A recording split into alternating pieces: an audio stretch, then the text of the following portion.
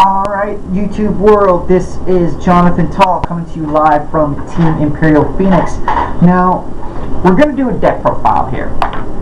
This profile is one that I was kind of playing with a while back, and when I started playtesting it, it just wrecked the board. So we're going to get started here. We're going to go right into with a starter, Wingle Brave. Yep, it's one of those decks. We're using a blaster engine here, folks. Wingle Brave is one of the OG forerunners from back in the day. Now, his ability is when he boosts an attack with a blaster, you put him into the soul, you put him back into the soul, and you get to search for a blaster. Any blaster, you show it to your opponent, and you shuffle your deck.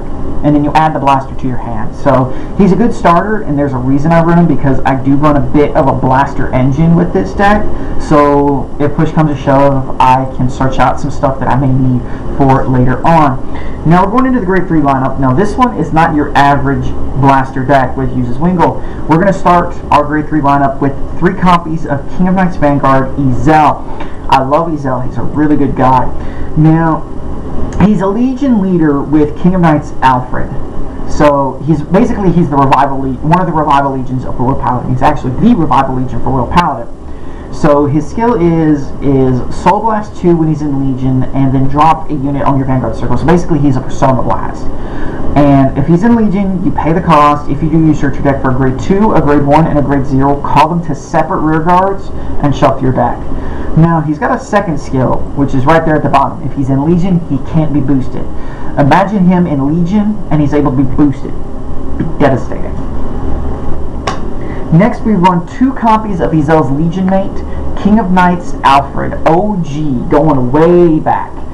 Now, I run the one that came in the Comic Booster Vanguard and Deleter, so it's not really that old, but even then, the King of Knights Vanguard has been around since the very beginning of Royal Paladin in Vanguard. So, when he's on the Vanguard circle, he can't be boosted, standard for him. He gets 2k for each rear guard, Royal Paladin rear guard you have, also standard. Now, this is a skill in this deck you will never, hardly ever use. Soul Blast 3, you choose a grade 2 or less Royal Paladin in your deck and call it to rear guard and shuffle your deck.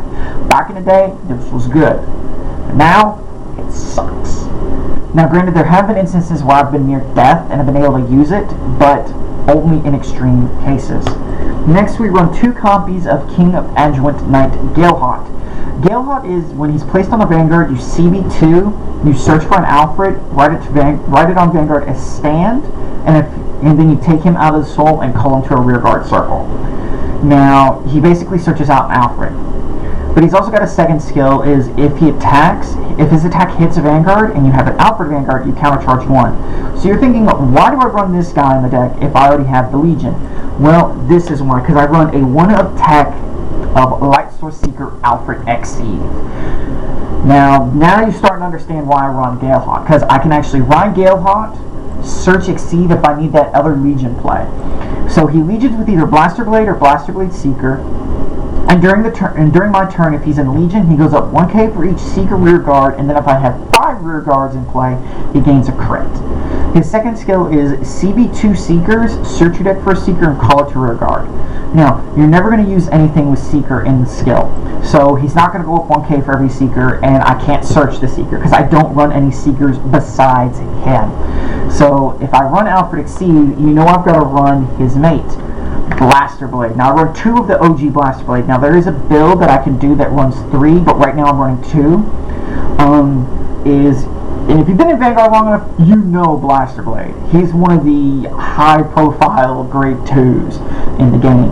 Even as many times as he's been printed, he's still high-profile. So it's CB2. If he's placed on Vanguard, you kill one of your opponent's rear guards. Now, if he's placed on rear guard, you still CB2, and you've got a Royal Paladin in Vanguard, you choose an opponent's grade 2 or greater rear guard and kill it. So he's a good sniper if I need to get rid of that front row intercept, or I need to get rid of a pesky booster that's going to cause me trouble. Next, I run 2 copies of Swordsman of Light Blaster Axe Grawl. When Grawl is placed on the rear guard, when he's on the rear guard, and you have an Alfred Vanguard, and another rear guard is placed on the field due to an effect, regardless whether it's from the soul, the deck, heck, even the drop zone. But granted, this isn't Grand Blue.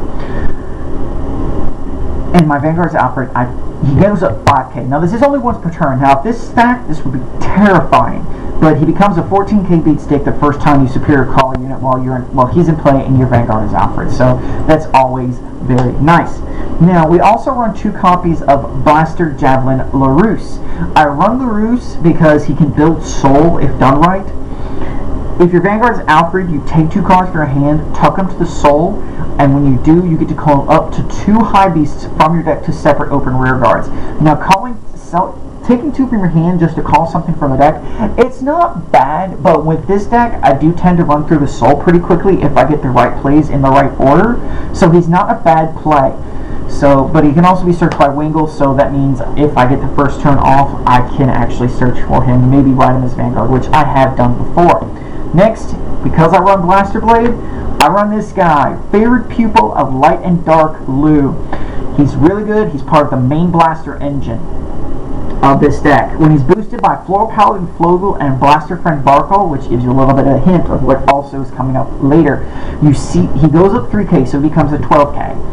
And he also gains a skill, CB1, you tuck into the soul at the end of the battle that he attacked a Vanguard. That's the thing, he's got to attack a Vanguard to get this skill.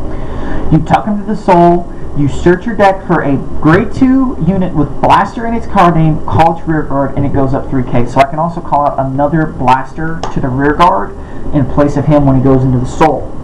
Next, I run 2 of this guy, Sage of Salvation Benon. He's a really good, he's an 8k, but it's because of his skill. It's the Swordman clone, folks. What further do I have to say? CB1, call as a great unit with 6k to the rear guard in the same column, and then I shuffle my deck. He's good for the next card coming up, which leads us right into the grade 1 lineup. We got 2 copies of Hidden Sage Miron. Basically, call from deck, Soul Blast 1, draw an extra card. So it's an easy +1 off of this, even +2 when you can figure off a Benon. So there is that. Next we run 2 copies of Swordsman of Light Unos. He's got the same effect as Gual, so instead of 14, he becomes a 12. So, and again, it's the same run I said with Gual. Imagine if this was not once per turn. That is absolutely terrifying. So he becomes a 12k booster because of that. So next, here is the first sneak peek that I showed you all earlier.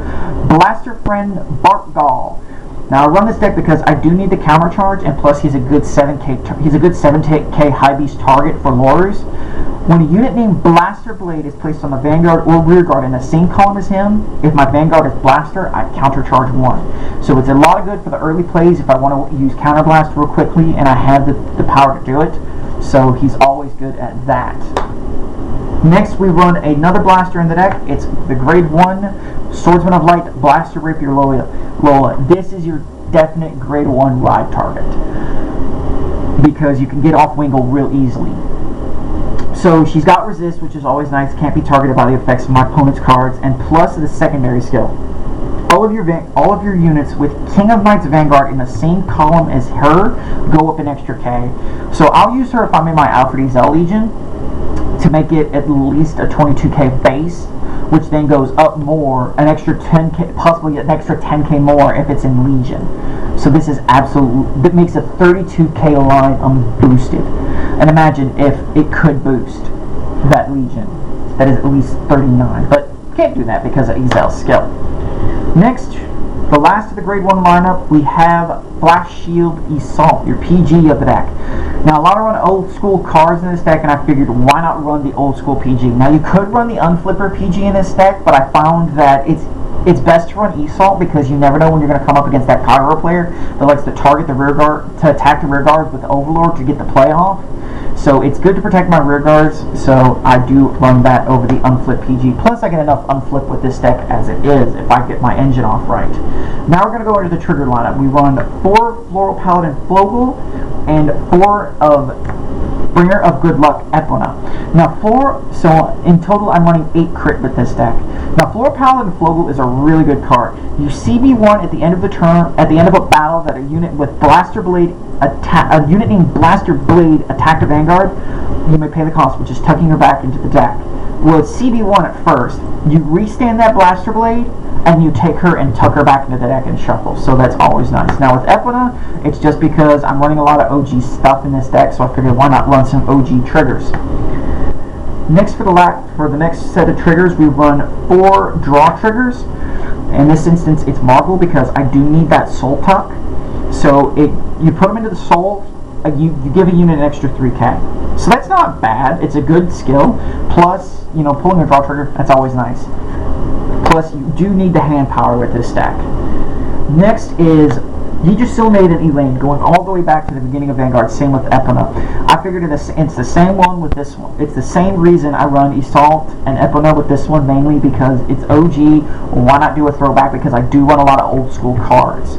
So that's it for the main deck. Next, we're going to go into the Stride deck. So we start off with 4 copies of Transmigratory Dragon, Holy Squire Dragon. Now, you're not going to stride often with this deck. You're going to mostly go in for Legion plays, but having the strides does help, because sometimes if you can't make that Legion play, you can at least run the Stride. Now, its skill is activation once per turn, Persona Flip, and if you have a Heart with Alfred, you give all of your rear guards an extra 2k. And then at GB3, he goes up 3k for each of your rear guards. So he's always going to be 26 because, between 26 and 25, depending on what your heart is. If you're running Exceed, it's going to be 26. If you're religioning on King of Knights Alfred, he's going to be 25. At least a 25 base if you don't run Laura. If you don't have Laura in the back row, which sometimes can happen. So, and then he goes up an extra 15. So he's at least going to be at least a solid 40k. At least.